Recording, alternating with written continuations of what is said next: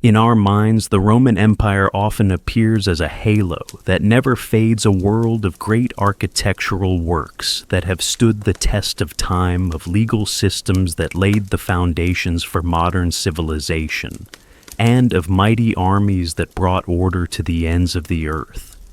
It is a glorious picture, a legacy carved in marble and gold. Yet behind every marble column and magnificent palace, there exists another reality, a world shrouded in darkness that history often chooses to quietly forget. It is in these silences that we find the subject of this story, young men's souls stripped of their youth to serve the power and desires of the upper class. They are not simply servants or slaves fulfilling their family duties. They were people with hopes and fears, trapped in a system carefully designed to exploit their beauty and vulnerability for the pleasure of others. Their story is therefore a powerful counterpoint, a stark truth that challenges the romanticized view we often have of Rome. It exposes a brutal side of the price of power, of what it means to be the underdog in a world where might makes right. And before we delve deeper into these hidden histories, if these stories of the hidden truths of the past resonate with you, please join me in continuing this journey of discovery by supporting the channel. I would also love to know where in the world you are listening to this story, because it is amazing how we, from different parts of the world, can be connected across time and space, sharing a common curiosity about lives gone by. When we think of Rome, our minds often paint pictures of indelible grandeur, of monumental structures that seem to have been built by the gods themselves. We see aqueducts towering over valleys, majestic arenas, where the echoes of history still echo, and straight cobbled roads that ran to the ends of the known world. We hear lawyers arguing about justice in vast plazas, and we picture legions marching with iron discipline, carrying the order and strength of an empire that has never been equaled. It is a legacy of light, of logic, and of enduring power. But like any bright flame, the glory of Rome also casts deep and vast shadows, hidden corners that the flow of history has deliberately ignored. Behind the splendor of marble and engraved laws, there exists another reality, a silent story of unspeakable pain of lives that have paid the price for such greatness. It is a quiet contradiction, a hidden truth that the foundations of eternal monuments are sometimes watered by unseen tears forgotten by time. Listening in those quiet spaces of history, we will hear the whispers of the stories of the protagonists of this forgotten tragedy.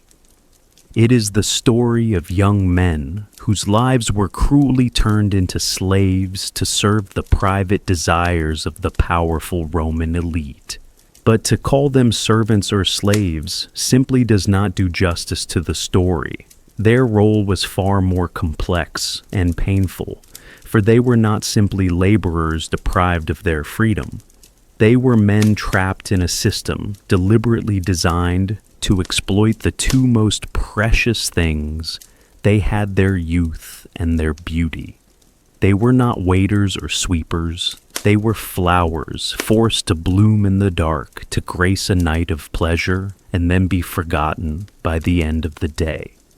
For this reason, the story of these young men carries a weight that goes far beyond the limits of personal tragedy.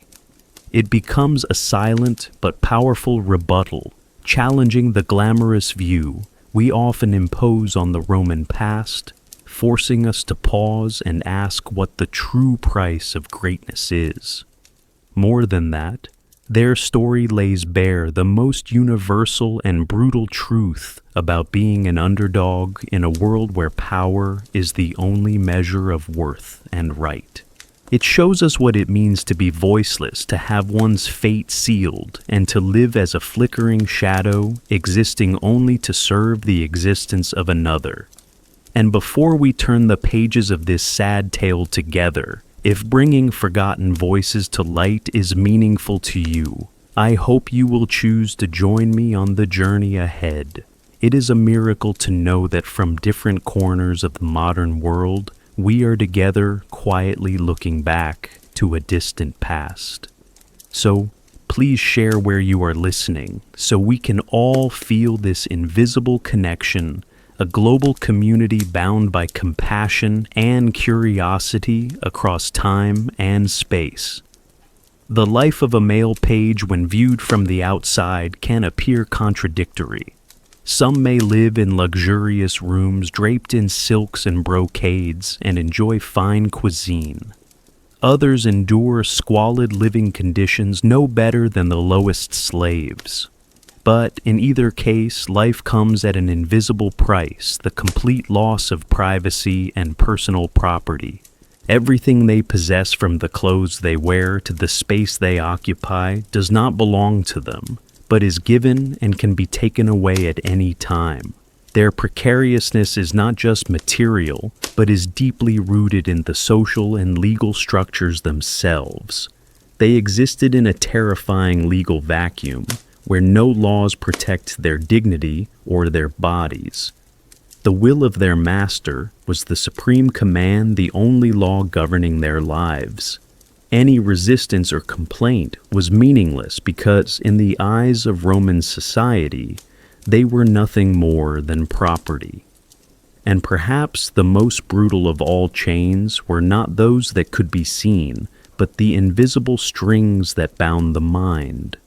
Roman masters were masters of psychological manipulation, using carefully calculated techniques to break the will and create absolute dependence. The first and most common technique was the granting and then abruptly taking away of privileges as punishment for the slightest infraction. This capricious treatment created a state of constant anxiety and insecurity, forcing them to constantly monitor their master's moods in order to find a way to survive. Isolation was also a silent but extremely effective weapon. The master would deliberately prevent them from forming friendships or any emotional bonds with other members of the family, from slaves to free members.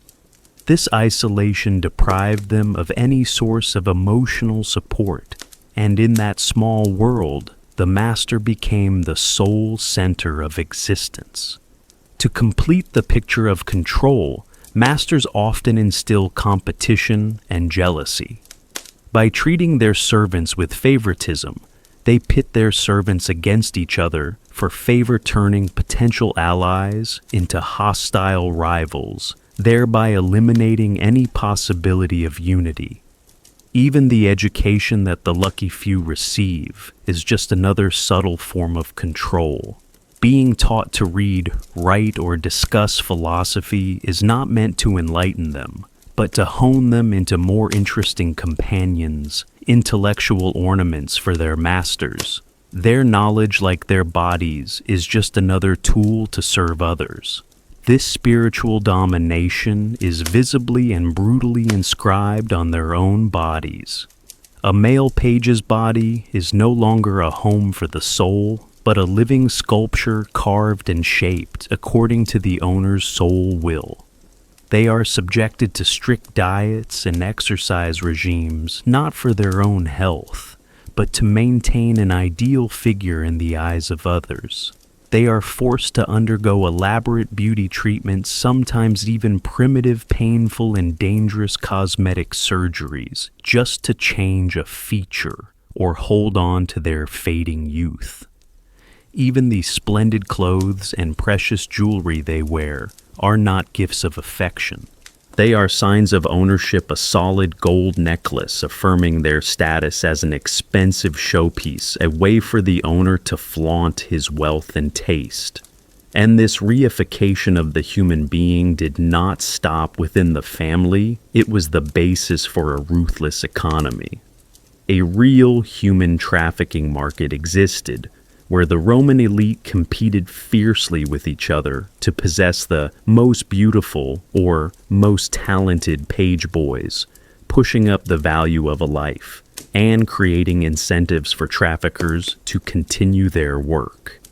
Even more terrifying was the existence of professional training schools, establishments that operated no differently than gladiator training centers. These were places where a person's personality and will to resist were systematically broken down, then reshaped, taught service skills, from music, poetry to the art of communication, in order to create a perfect product, ready to satisfy the most demanding customers. And the tragedy of these lives is not confined to the walls of a villa. It reaches far and wide, tearing apart the families and communities they once belonged to. In some faraway land, there are fathers and mothers who live in the agonizing pain of separation and uncertainty, never knowing if their sons are alive or dead, never knowing the life of humiliation their sons are enduring. Sometimes the tragedy comes from an even more painful sacrifice when families are so desperately poor that they are forced to sell one son to save the others from starvation, a choice whose scars will haunt them forever. In that hopeless cage, a few sparks of resistance still flicker, however weak and desperate. Some have gambled everything on a slim hope of escape, but it is a gamble with enormous risks.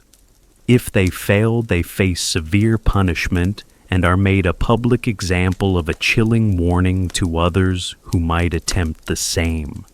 Even the ultimate escape death is a privilege denied. The owners unwilling to lose their precious property will do everything they can to prevent them from ending their lives, depriving them of the final say over their own bodies and souls. When the Roman gods were silent in their grief, some sought solace elsewhere in secret cults and foreign religions that promised salvation or a better afterlife. But even this spiritual journey had to be undertaken in secret and fear. Their isolation was compounded by their everyday surroundings. With an ambiguous social status, they were often despised by other slaves in their household for their shameful role, while their freed members viewed them as temporary distractions, talking objects. They were isolated islands adrift in a hostile archipelago, with no family to lean on, no friends to share their lives with, and no God to pray to, openly. And then, the final and inevitable enemy comes knocking at the door time.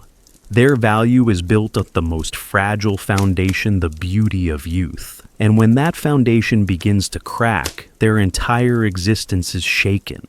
Unlike a craftsman who becomes more valuable with experience for a male, page experience means old age, and old age means worthlessness. As the delicate features begin to fade and the innocence of the eyes fades, the already fickle favor of the master also cools, and they are quickly replaced by a younger face, a fresher beauty. The fate of an aging page is a picture of bleakness and despair. When they are no longer of use, they are discarded without a word sent to the streets, without money, without the skills to support themselves, and with psychological scars that never heal. Others may be sold to lower-level employers or forced into backbreaking labor in mines or farms, a sudden and brutal transition from a life of relative luxury to abject poverty. Amid the darkness, there are a few stories of those who have found freedom and made a new life. But these stories highlight the cruelty of the system because they are so exceptional, so rare, that they are the exception. Their successes, while inspiring, only show that escaping the past and overcoming the traumas of childhood is nearly impossible for the vast majority. Their lives in the end are like a scented candle that has burned out no longer, giving off fragrance or brilliance, and is indifferently extinguished to make way for a new one. This tragic story in the end is not just the story of the victims, but also a silent indictment of the entire society that allowed it to exist and thrive. It reveals a sad truth about the moral framework of the Roman elite. The lofty ideals of honor, virtue, and justice seemed to be reserved for free citizens, while the suffering of the weak and disenfranchised was completely ignored. The widespread acceptance of this system reveals a terrifying capacity for moral disjunction, where a society can pride itself on law and order, while maintaining a network of human exploitation under the sun. The normalization of such cruelty contributed to the creation of a culture of callousness, where the suffering of others gradually became entertainment. It made other forms of brutality, such as gladiatorial combat or the brutal suppression of slave revolts, more acceptable to the public. Today, evidence of their lives is only fragmentary, faint echoes of the past. Archaeology occasionally provides glimpses through personal items found in wealthy villas, but most physical traces of their existence have been lost to the dust, just as their lives have been erased in silence. Even in literature where their stories are preserved, their existence is only mentioned briefly, often veiled in euphemisms and euphemisms.